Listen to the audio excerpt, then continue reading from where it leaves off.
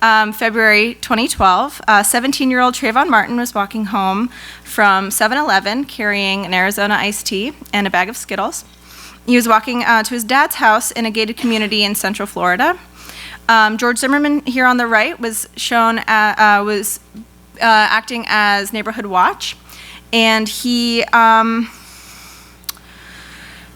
started following Trayvon under the suspicion that he was quote unquote up to no good. And we know he said quote unquote up to no good because it was based on the 911 call that we have. So Trayvon was on the phone with his friend Rachel Jontel, who was back in their hometown, and he had told her allegedly that this man was watching and following him. According to Jontel, though, dialogue was exchanged between the man and Trayvon before she heard muffled sounds, and then the phone cut out. Trayvon called her back, said, "The man is still following me." And she goes, they're talking, and again, we can get into it's not critical, but what the dialogue exchange between Trayvon and the man is kind of what her testimony was all about. So, phone cuts off again, and he doesn't call her back. So what we know happened was that Trayvon Martin was shot and killed by George Zimmerman. George Zimmerman said that he was acting in self-defense.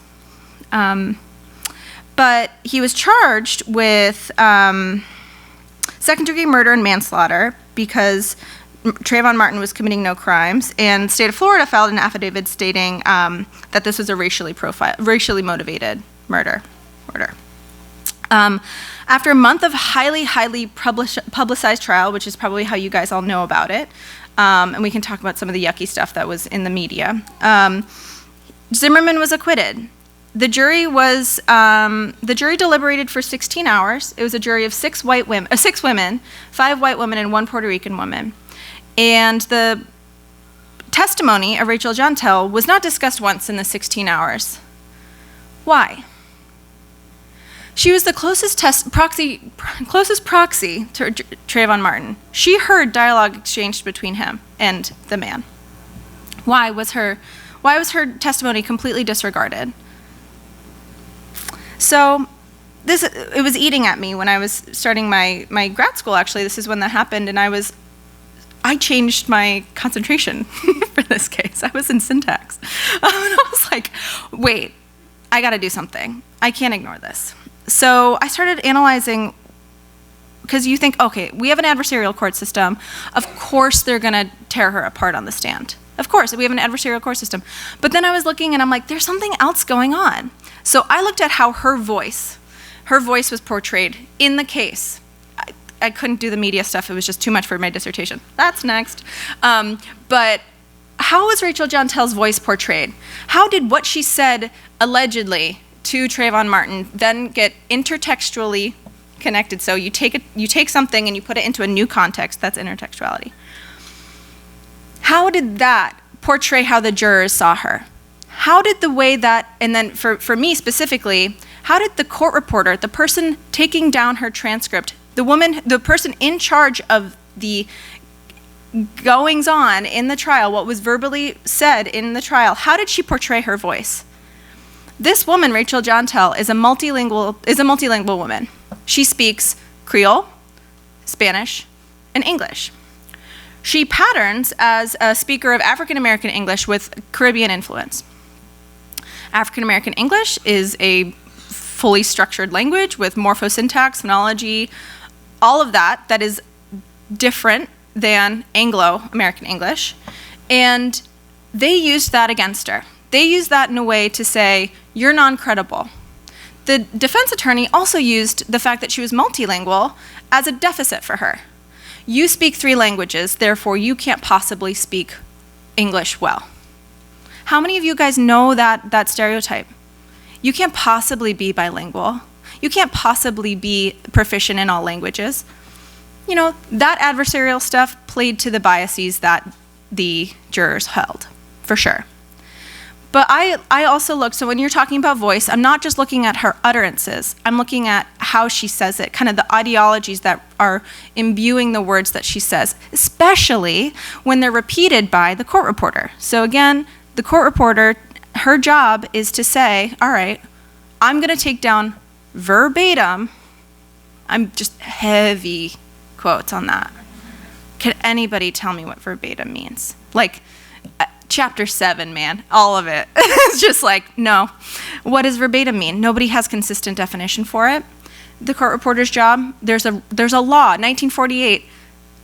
Court reporter's job is to write everything down verbatim. Don't know what that means, but don't worry about it. Whatever you define, whatever you decide it as. So that's the problem here. So and the court reporter also, she will say, did you say mail-in area? And she's like, oh, mailing area. So she corrects herself after she's prompted by the court reporter to do the Anglo version. It's messy, it's gross. I have a lot of stuff to show you, but I think we'll only kind of be able to look at yes, okay. So I just wanted to also highlight the fact that this trial influenced the Black Lives Matter movement.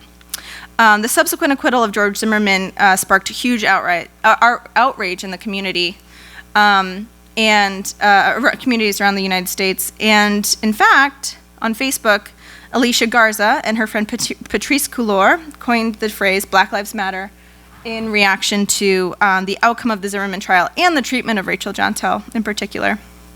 So you can see here on the left, I hope it's not too blurry, that the exchange between Alicia and Patrice, where the hashtag first kind of got used. And then on the right, you see another illustration of the stand your ground.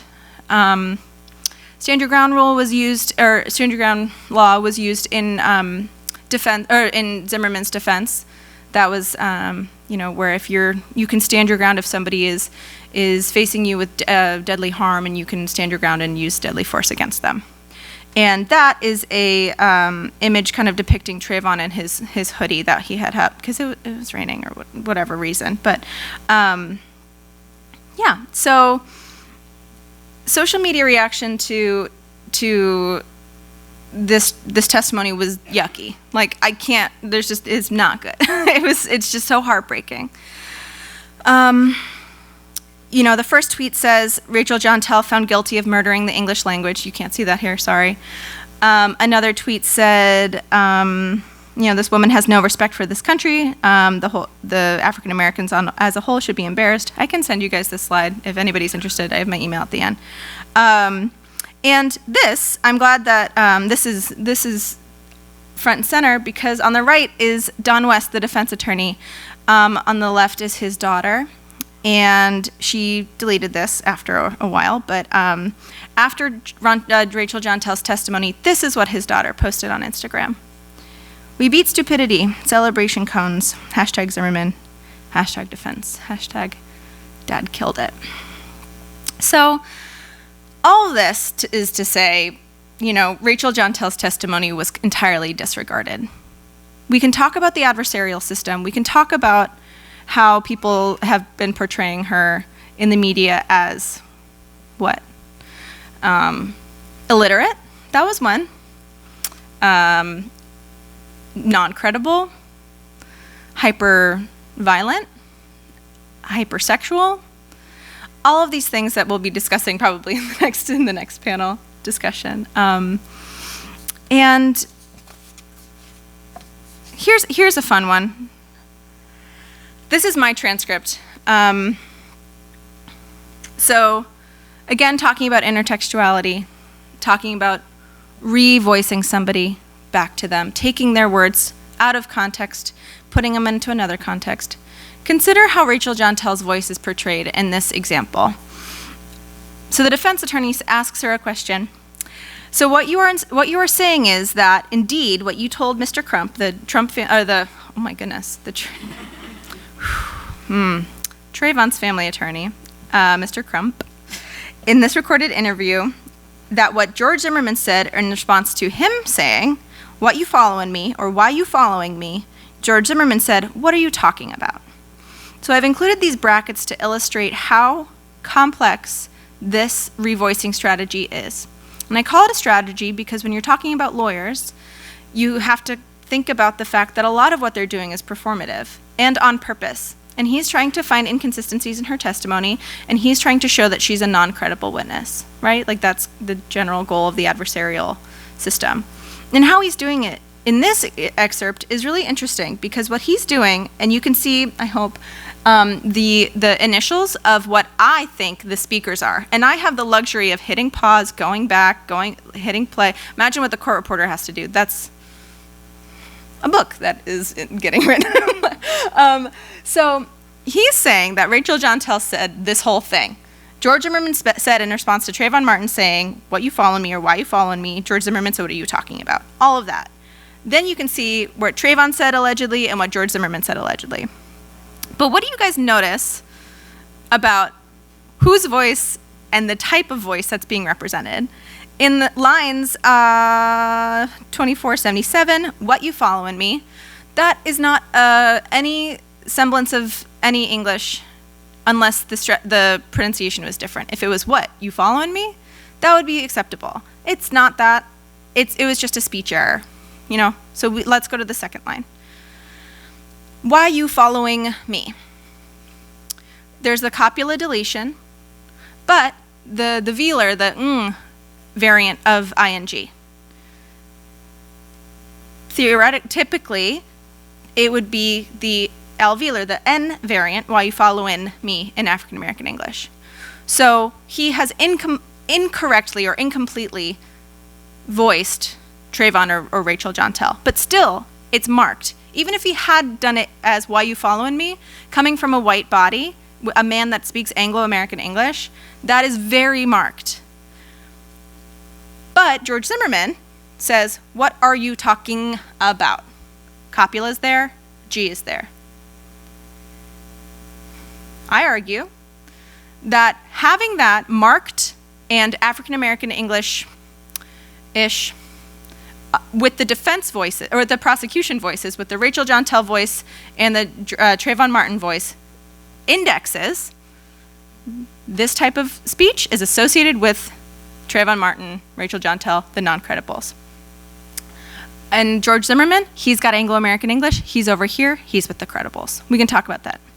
But I wanted to also just show you, speaking of intersectionality, just read this real quick that I can't read. Let's see if I can read it here. Sure. "And then right about February 1st, on your birthday, is that when you and he began to talk and text frequently? Laughing around, yes. Playing around, yes. So you would then talk with him on the phone quite a bit and text with him beginning around February 1st, yes. But you weren't in any way his girlfriend, no. And you hadn't actually gone on a date, no. From February 1st until February 26th, when he died, would you have seen him only 2 or 3 times in person? 3 times? No. I saw him a lot before he went out of town. When did he go out of town? The week before he died. So between February 1st and February 19th or 20th, you saw him a few times. Yes, but not in a boyfriend-girlfriend kind of way. No. Their relationship was not in question. Their relationship, well, we can talk about that too. Why? Why did this line of questioning come up? Again, and I really think that this goes into the whole idea of the adultification of black girls, the stereotypes that we have of them being, of black girls being sexually promiscuous or hedonistic and all those things. And again, we're going to be talking about that very quickly. But I just wanted to bring this up and talk about how intersectionality really plays a role, and all these linguistic techniques of showing your voice, bringing your voice to the forefront and saying, look at how your voice is represented in a trial, plus all this intersectional stuff. It's messy, it's heartbreaking, but we have to keep talking about it, and we have to keep doing this work.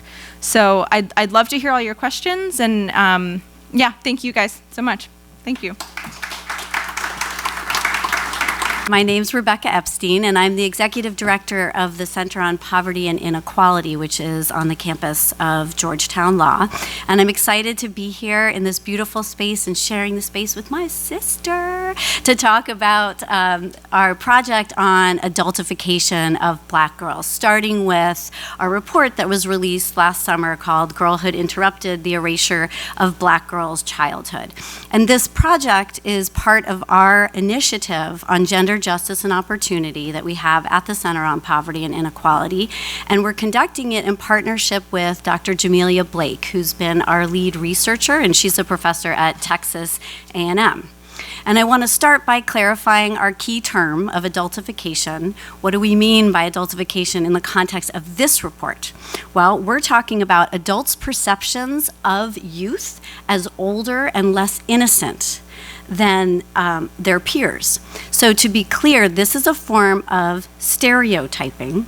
We're not talking about perceptions of youth that are based on observations of an individual. So we're not talking about someone who might be viewed as older based on observations of her behavior that display a form of maturity. We're talking about really a form of bias, a form of stereotype that, devoid of any context, there's the assumption of adult-like qualities based on preconceived ideas. So the essence of stereotype. Another thing to be clear about, did this research reveal a new form of intersectional bias? Clearly the answer is no. Anecdotally, we know well that Black women and girls have lived this experience over and over again. And in fact, in later stages of this project, which we're just finishing now, we conducted focus groups across the country with Black women and girls to ask them what they thought about this research and to see if they would validate what we had found in our research. And one young woman told us that hearing our description of the adultification of Black girls was a little like the news that the sky is blue. But that said, we set out to see if we could provide some data to provide some external validation of the experience of the community to start a broader national conversation about it. And what motivated us to look at adultification is that we thought it might provide some explanation for why Black girls are experiencing discrepancies in schools and in the juvenile justice system in terms of the harsh penalties that they are subjected to. As many of you might know, Black girls are experiencing discipline at far greater rates than their white peers. So this slide reflects the most recent national data collected by the Department of Education's Office for Civil Rights. And if you take a look at the right-hand side of the slide that was put together by Becca Shapiro at the Center on Poverty, it shows clearly that Black girls are more than 5 times as likely as white girls to receive 1 or more out-of-school suspensions. And if you compare that to the left-hand side of the slide, you'll see that that discrepancy is actually greater than it is between boys. Black boys are over 3 times as likely than white boys to receive 1 or more out-of-school suspensions. And then it gets interesting when you peel away the layers and you look at what this discipline is being meted out for. And it's revealing that a lot of them are centered on subjectively determined violations. So these are the kinds of violations that are especially susceptible to bias because they rely, of course, on the authority figures' interpretations of the behavior.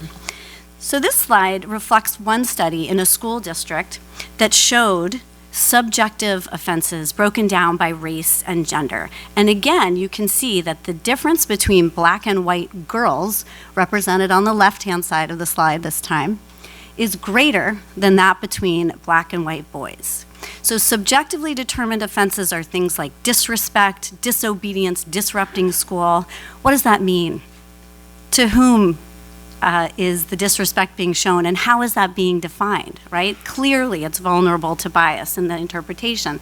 And if you look at the last row, the lowest row, that's disruptive behavior, and you can see that Black girls, again, 3 times as likely as white girls to be disciplined for that offense, compared to 1.5 times the rate between Black and white boys. There's clearly a problem with all Black students that are experiencing this problem, but there seems to be something that's uniquely and harshly affecting Black girls. And our concern wasn't just about the school context, it's also about the juvenile justice system. So probably all of you have heard a little bit about the school to prison pipeline. I know I'm living in a bubble, but I think everybody might have heard of this. So there's an indirect connection between school and juvenile justice that's pretty clear. Suspensions have been shown to lead to more suspensions, those lead to expulsions, and those lead to students leaving school altogether, which we call school pushout. And students who do leave school are 8 times more likely than those who aren't to wind up in the juvenile justice system, right? So that's a somewhat indirect consequence of school discipline leading to juvenile justice. But there's a lot more direct connections as well. There are referrals on campus to law enforcement of students, and there are arrests that take place on campus as well. So here again, Black girls are receiving these consequences disproportionately to their white peers. This is a slide we directly lifted from the National Women's Law Center, so I want to make sure to credit them for this. I won't go into it in detail, but effectively what it shows, the blue line, the dark blue line, shows enrollment. So you can see that Black girls represent a vast minority of numbers in the school system. Their population is much smaller. And yet the other 2 lines represent arrests, the turquoise line. I always debate what to call these colors. And the arrest to law enforcement, my daughter would say, is teal, right? So you see how the arrests, Black girls are actually arrested at higher rates than white girls, even though their enrollment is so much smaller. So it becomes even more significant than if the numbers were even to begin with. And when you look at the juvenile justice system itself, separate and independent from the school system, the same exact pattern emerges. This slide is taken from a study that was commissioned by the Department of Justice. Again, I won't go into it in detail, but suffice it to say that at every key decision-making point in the juvenile justice system, Black girls are receiving harsher treatment, whether it's the decision to divert away from the system, out of the system, whether it's the decision to file charges formally. It's Black girls that are receiving those punitive consequences at higher rates. So when we began our study, this is what we were trying to get at. We were hoping to provide some insight into one of the more unexplored potential reasons for all of these disparities. And as Grace was starting to mention, Dr. Blake had already started doing some work on stereotypes. Oh yeah, I merged those 2 slides. Showing that negative stereotypes of Black women, such as the angry Black woman or a hypersexualized Black woman, are often mapped onto Black girls in ways that we would argue erase the difference between childhood and adulthood for Black girls. It's a way of dehumanizing Black girls and viewing them as more adult. So it eclipses in many ways the perception of innocence that you might otherwise associate with a child. And we also took into consideration the work of Philip Goff. I don't know how many of you are familiar with his study that came out in 2014, and it focused on Black boys, as many research does start out to do, and we're here to bring girls back front and center to the conversation. He found that adults view Black boys as older than their white peers, and also that they would evaluate them as more culpable for felonies than their white peers. So we have that, all of that as background, and we turned to see if a similar effect was taking place for Black girls. We sought to see whether similarly adults would view Black girls as older and less innocent than their white peers. So we sent participants a questionnaire. It was either about white girls or Black girls. We didn't give them questions about either race because we were trying to hide a little bit that we were comparing answers between races. And we gave them a series of questions that were designed to measure perceptions of innocence. And we divided them into 4 age brackets between 0 and the age of 19. We asked them, do Black girls need to be supported? Do Black girls need to be comforted? These are very overt questions. And when Dr. Blake showed them to me the first time, I said, don't you want to kind of be a little more subtle in assessing racism against Black girls? And she said, just wait and see, just wait and see. And as we'll see, she was right. So we asked the same questions at the ages of 0 to 4, 5 to 9, 10 to 14, and 15 to 19. So for those of you who haven't already read the study, maybe just take a second and think about what you would expect the results to show, what age group would you think you would start to see the difference in answers that adults gave us about whether they felt that children, black children or white children, need to be nurtured, need to be protected, know about sex, are independent? And I ask you to think about that because what we found surprised us. We hypothesized that we would see the biggest difference in high school, which is when puberty begins and teenagers, I can now tell you with authority, being the mother of one, are asserting their independence in all kinds of different ways. And so we thought that that's when we would really, we would see adults returning surveys that showed a difference in perception of maturity. But what we found was really different. And this chart is a simplification of what we found, but it's still pretty hard to absorb. I had to be walked through it several times by Jamelia, so I'll walk you through it now.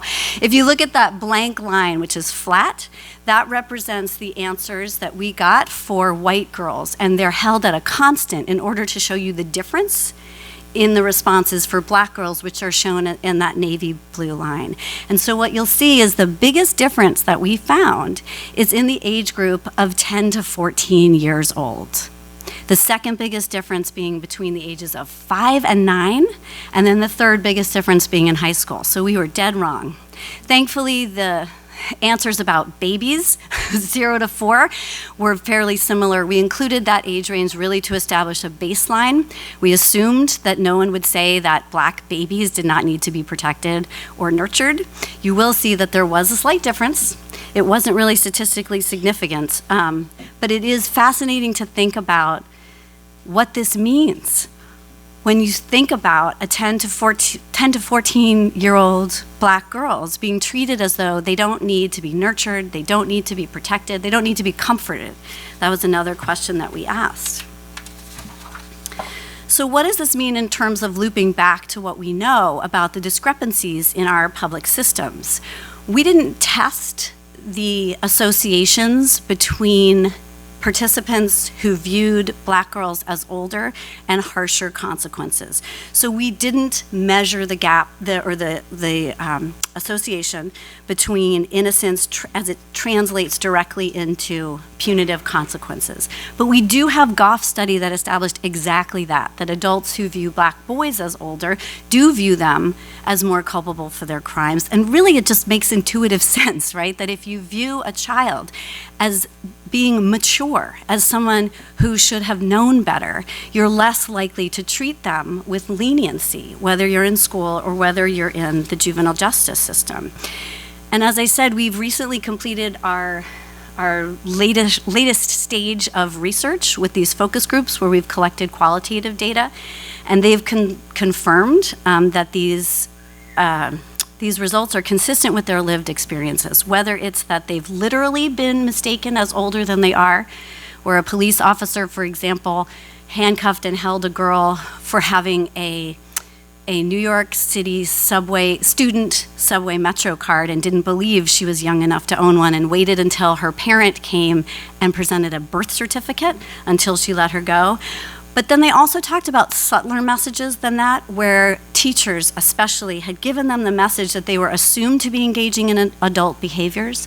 And when they made a mistake, they're given the message that they should have known better. And so that can serve as coded language, right, of being held to a more adult standard of behavior and being held more responsible for their actions. I don't have time to go into the juvenile justice system, but it is interesting to think about why we've reached a consensus in our society that we should have a juvenile justice system, why we recognize children as different. And the Supreme Court has held in many different ways, in many different cases, that children shouldn't be held responsible for their actions because they're fundamentally immature, that they're susceptible to peer influence, and that they're still forming a sense of themselves. So we should extend them leniency. They should be given the chance to be rehabilitated. And that doesn't seem very controversial. But in order for that theory to be lived out in practice, the judge or the prosecutor or even the teacher has to perceive the person in front of them as essentially a child. So what happens when an authority figure looks at a child, but essentially sees the person before them as someone who's not innocent? She knew exactly what she was doing, and she should be held accountable for it. it seems clear that we have the same setup as we did in Goff's study, that when those with authority over the consequences for Black girls harbor an adultification bias, they'll be very likely to mete out harsher penalties for that girl. And I'm out of time, so I'll stop there.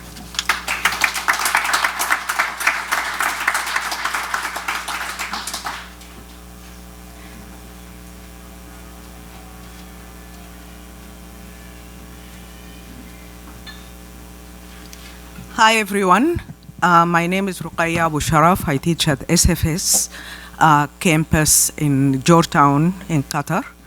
And delighted to be here. Before I start, I'd like to thank Professor Deborah Epstein and Lisa Krim and my own fictive kin, Denise Brennan, from anthropology, who included me in this initiative. So it's great to be back, and congratulations to you. Okay, today the beauty of talking last is I can take credit from somebody who missed the panel from her time. And hopefully I will try as much as possible to leave time for discussion.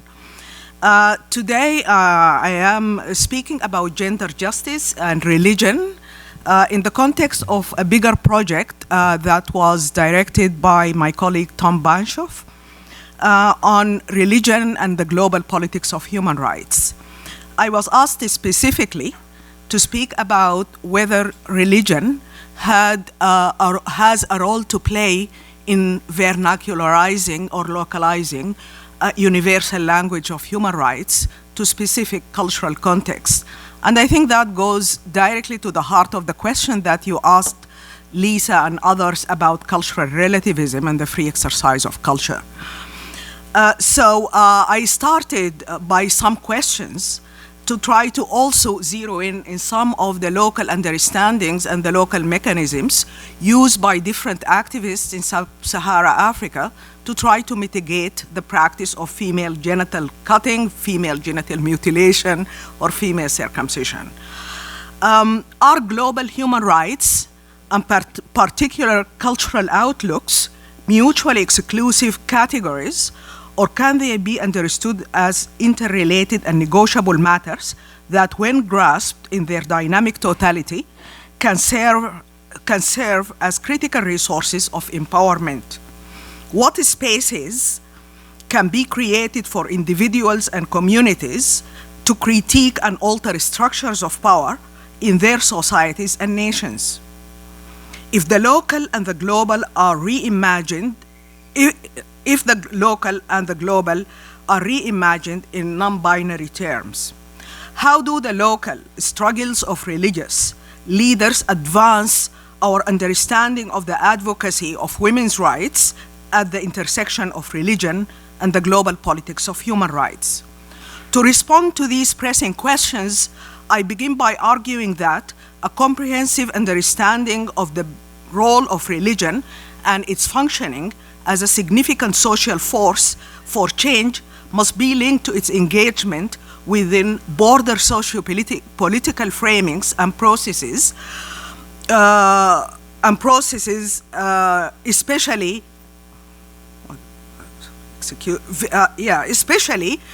those embodied in religious edicts as a circular with modernity as a secularizing force. Anthony Giddens, whose theory informs my effort to grapple with various ways of interrogating binary oppositions, defines the essential elements and nature and impact of modern institutions. As, and I quote Giddens, the lifting out of social relations from the local context and their re-articulation across indefinite tracts of time and space. Giddens argues that this association is accomplished through disembedding mechanisms. And here I want to save time for discussion, so I just, with the notion of disembedding, I'd like you to keep in mind how I frame the argument in terms of the struggle to end the practice of female genital mutilation, and specifically in terms of the convergence of the local and the global in the context of a specific African situation. So I am skipping some of just the very detailed, but I would be glad to share my paper in its entirety, in which I disentangle some of these questions. Current debates on the shifting context of religion in a globalized world necessitate new ways of thinking about resources for cultural change, particularly in situations where transformative politics seem impossible to institutionalize. Instead of compartmentalizing human rights, religion, and cultural processes, we must understand them as dynamic and mutually inclusive categories that take into account local and supralocal needs and interests. I take these positions on human rights, cultural particularity, religion, and the modern state to be fundamental to an analysis of the role of religious leaders in eliminating the old tradition of female genital surgeries. In a specific context, these leaders have been able to continue to be indispensable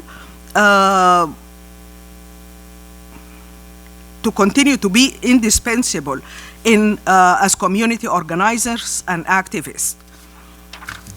Okay, the context of female genital mutilation, I think by now this has been all over the media and everybody knows what they involve. So I want to still save time. They are gruesome. Sometimes people ask the question, are they really equal to male circumcision? And for example, why do we advocate for male circumcision, for example, and the circumcision of young babies who can equally be denied the right or the ability to consent? So why are we making this distinction? So in that case, I am referring here to the local understanding when people say female circumcision or female genital cutting, as they prefer to refer to it, is actually not a question of gender justice. But as I will show and showed elsewhere in other projects, that it is a matter of gender justice because of the underlying ideologies that frame it in terms of dulling female sexuality, for virginity, and for all different kinds of the social and the societal control over women's bodies. Okay, so let me go to the heart of the matter on religion and gender politics. Not only is religion important, I'm here just speaking specifically about the case I'm about to present to you, so I'm not talking here about a wholesale relevance of religion to other social institutions. But its complex symbolic significances exercise a powerful influence on cultural attitudes, public policy, and overall visions of self and society. As Lamine Sana put it, religion, and I quote him, falls like a shaft of light across the entire spectrum of life, fused and undifferentiated at one end and refracted and highly refined at the other. From casual, daily and spontaneous incidents to somber, highly structured public occasions, it is the focus of elaborate and detailed interest. Religious beliefs and practices are among the most deeply rooted dimensions of cultures and movements for human rights, are more effective when they gain the support of religious authorities in practicing societies.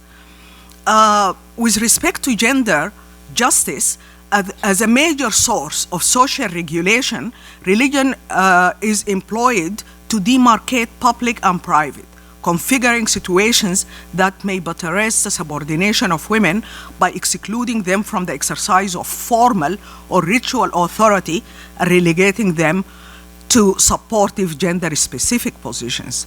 The religious traditions extending from the ancient Near East regarded women as impure and polluting female bodies. Connections with the mysterious forces of fertility made them both powerful and dangerous. In all three world religions that have influenced Africa over millennia, women were excluded from positions of power, decision-making, and authoritative interpretation of their own faith. Historically, the invention and reinvention of tradition have strengthened the exclusionary practices employed to control women's bodies. Gender discrimination has routinely been justified by religious edicts, and nowhere has the exploitation of religion been so damaging to women as in matters relating to sexuality. Within the principal faith traditions of sub-Saharan Africa, discourses on women's rights are fraught with competing explanations. According to Berger and White, less orthodox forms of Christianity often were more appealing than the mission churches because their gendered practices and beliefs. In southeastern Uganda, for example, something called the Kisiji district, the highly successful Bakololi revival movement responded to women's tensions over issues of family life and sexuality and to individual difficulties in meeting the rigid standards of mission churches. And here I just want to refer you to a work of historian Lynn Thomas, I Shall Circumcise Myself. And that was, again, the backlash of some of the missionary activities in colonial Kenya among the Kikuyus. Not only the religion, women's rights, politics in the African Union. This is, again, I tried to elaborate, to try to go through that theoretical debates on human rights and the tensions with proponents of the free exercise of culture to the issue of how modern institutions, such as the African Union, for example, tried also to canalize some discussion and dialogue and public opinion about the significance of engaging gender justice and portraying women also as guardians of moral principles, although I have issues with that. But there it is, the African Union, also male-dominated, so to say that, okay, no, they are powerful, and by the way, they are the guardians of morality, I think it is unfair expectation. So let me talk to you a little bit about the man who fascinated me, about his own efforts. His name is Imam Diawara, and Imam Diawara was somebody who was, a religious leader in Mali who attended and helped organize several gatherings to mobilize other leaders and other community activists to support women's rights and to try to say, let's issue declarations. People seem very favorable to declarations, especially when you try to tap into that spiritual element. So I think that whatever discussion is better than none. So if Imam Diawara, for example, felt that he wanted to create an interfaith dialogue because the practice is not only perpetuated by Muslims, for example, Ethiopian Jews practice it, Christians in Tanzania and Kenya, also with the Egyptian Copts, for example, the Christian church and the priests there were extremely involved and engaged in mitigating the practice and trying to say, if you are using religion to justify it, to say, yes, religion can purify you, the circumcision is for purity, for enabling you to lead a virtuous life. As a matter of fact, with the same tool, you can say no.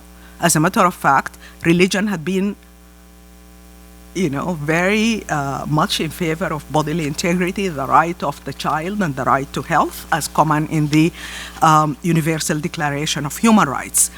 In Mali, again, female circumcision, and this is a context of the work of Imam Diawara, the government officially adopted a national plan for the eradication they call it of excision, and has ratified numerous international treaties, including the Women's Convention, Children's Rights Convention, Civil and Political Rights Covenant, Economic,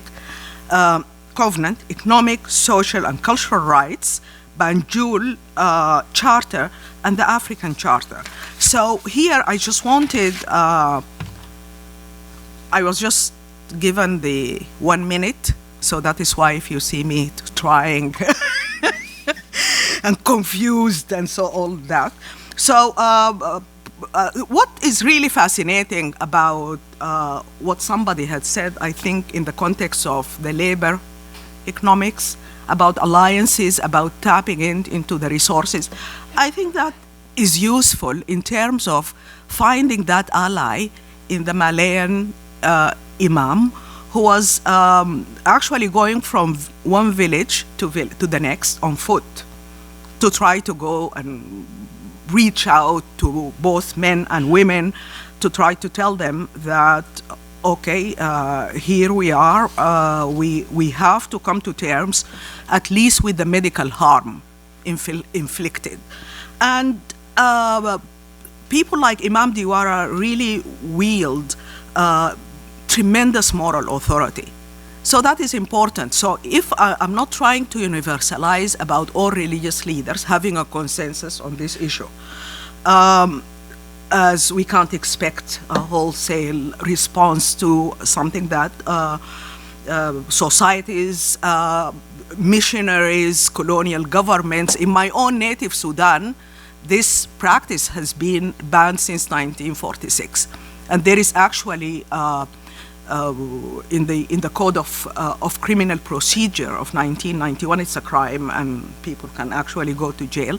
So it is something that is very, very important in looking at this law and society dynamics.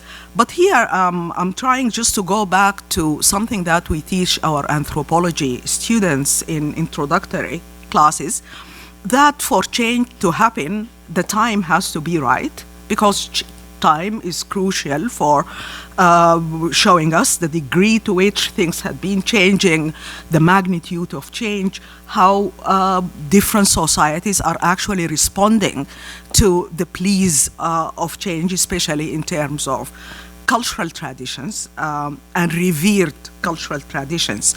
The other thing is what fascinated me again about him was he was courageous in being innovative in his thinking. He could have just said, okay, I said it here in Mali, whoever wants to listen, great. If you don't want to listen, then it is your ball to carry. He was very cognizant of the fact that there are some dialectical processes in place, and that neither religion nor rites of passage are free of ambiguities and ambivalences. And from that, he started again to tap into that spiritual comfort zone in which people feel that he has a captive audience. And here he was, Imam Diwara. If anybody is interested, I'd be glad to share my long paper. Thank you all so much for listening.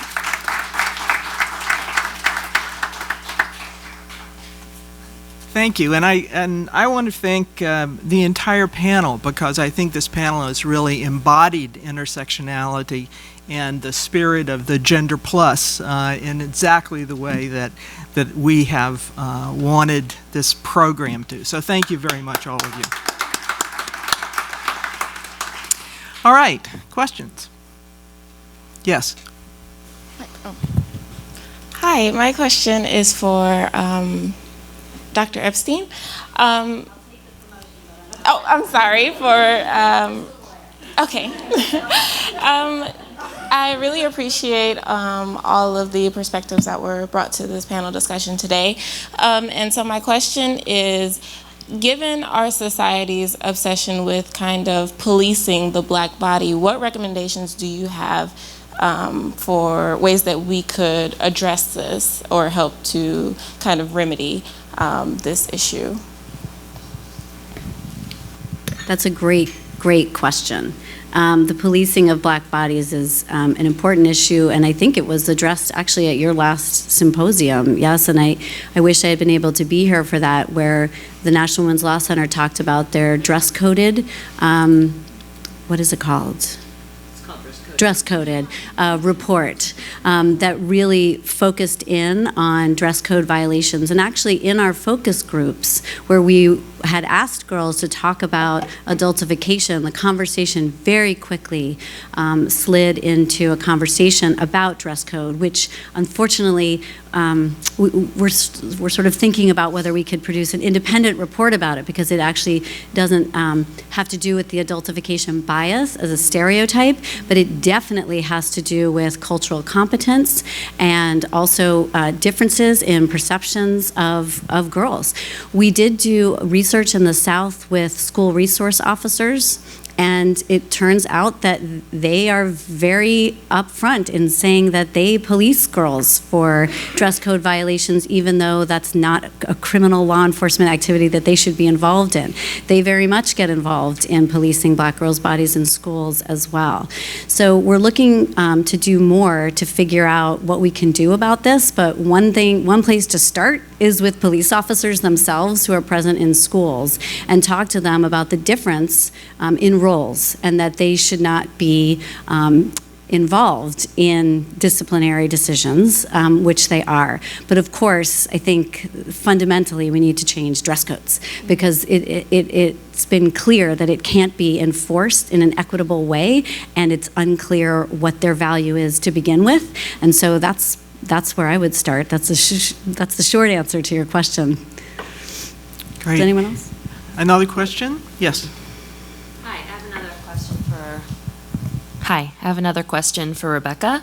Recently I read a study that showed that girls that grow up in troubled households tend to develop quickly. They enter precocious puberty, and that's kind of like your body's fight or fight response to trauma. And I was wondering if you've seen a link with that, with these younger girls looking older because of their bodies developing quicker, related to kind of being seen as adults or treated as adults. Well, I'm not aware of that research. I am aware of other research that talks about differences among ethnic and racial groups in moments of hitting puberty, and I think that the jury is still out on what the right answer is on that. But I don't think it really matters. I think what we need to do is to train people with authority over black girls to understand how to treat girls in a developmentally appropriate manner according to their age and their brain development, as it should chronologically be processed. So all of that is noise. How they dress, what their body looks like, should not be keying teachers and judges and prosecutors in how they respond to girls. And I don't think I think it's going to be a tricky, if not dangerous, path to go down to start responding to ages of puberty and difference in bodies, because we're all different, and what we really need to be doing is treating girls in a developmentally appropriate way, which is clearly not happening right now. Okay.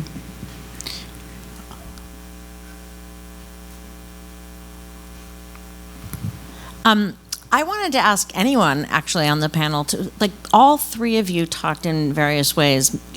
Grace, maybe you a little less so, but you also did, about the ways in which girls and women are sexualized by others. And that's clearly going on in the context of female genital mutilation, as Rogaya was saying, and that's the obvious topic, but you're even talking about that in the questions asked of the witness and the assumption that there is a sexual relationship going on.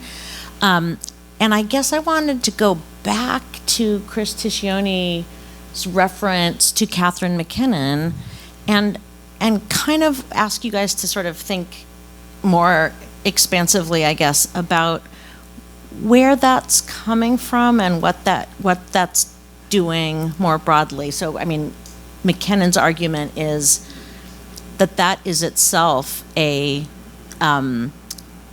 imposition of sexualizing women is partly the way we make inequality seem benign. It's a way of giving women a certain kind of power, but it's a power that is only useful and attractive to men, right?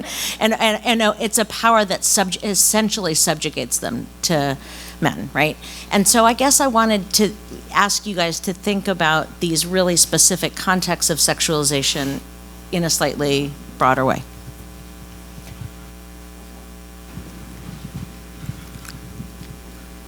Thank you, Naomi. I'm a great fan of Catherine McKinnon's, and especially Are Women Human?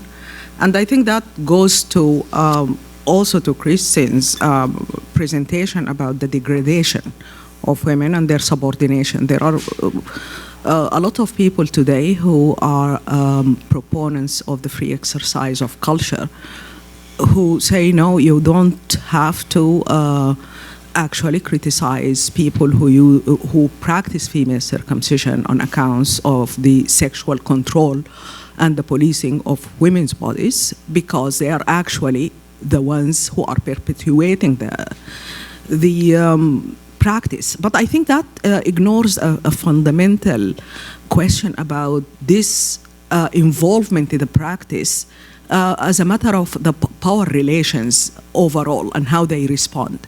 So it is great, for example, that you will find a couple of people who are allies, and that is why, for example, Imam Duwara is an exception, really. The rest of the people, very much, they would like to say, okay, these are women who are controlling younger women. It's a generational issue. It's a rite of passage issue.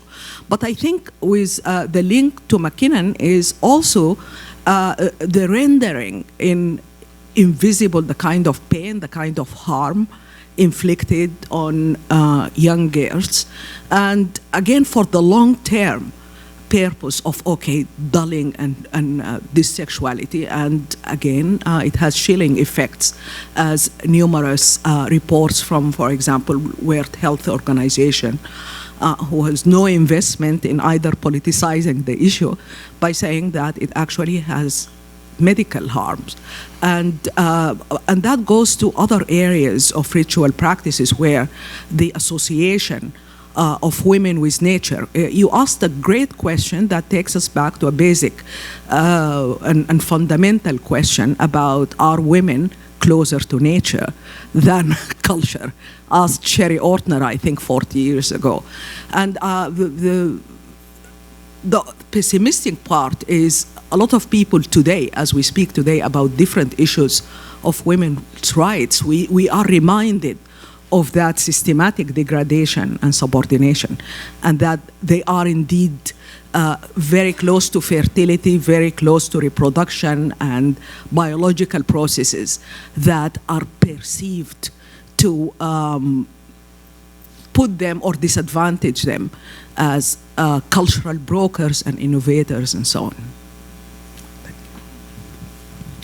So I would link hypersexualization straight to setting the stage for sexual violence against women and girls, for sure. And I think hypersexualization applies to all girls across races. And I think that was reflected in the survey results that we got, that we think that one of the reasons that the differences between white and black girls was smaller in high school is because all girls are hypersexualized and all girls become adultified, so that even though the difference is less between white and black girls, it's too great for all girls.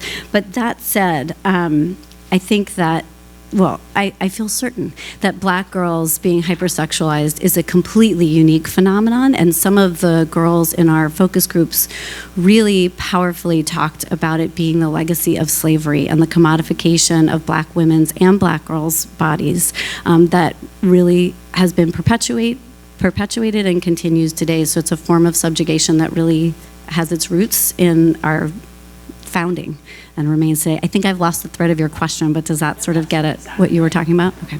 Do you want to add? Yeah, if you don't mind.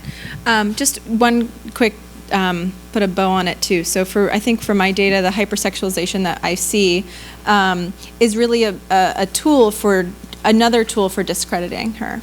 I think the hypersexualizing of her, where she is especially linked to Trayvon Martin, where she couldn't possibly be unbiased. She couldn't possibly be rational. Ugh. Sorry. I think using that as like kind of low-hanging fruit, as like I found it. You're the girlfriend. You can't possibly be biased or rational or therefore credible. We have to completely disregard your testimony because you're too close, or maybe you're lying because you're his girlfriend. I think that like just snaps all around to what has just been said, and just like just yet another tool for silencing women. I'm afraid we're going to have to go to a little bit of silence right now, but it will be a productive one, I'm sure, not a repressive one. So we're going to take a break. I do want to acknowledge that Dr. Aaron's paper, which is listed in the program, was not part of our panel because of illness, which prevented the presentation of it. So hopefully we'll all get a chance to hear that work presented at another time in another form. But once again, round of applause for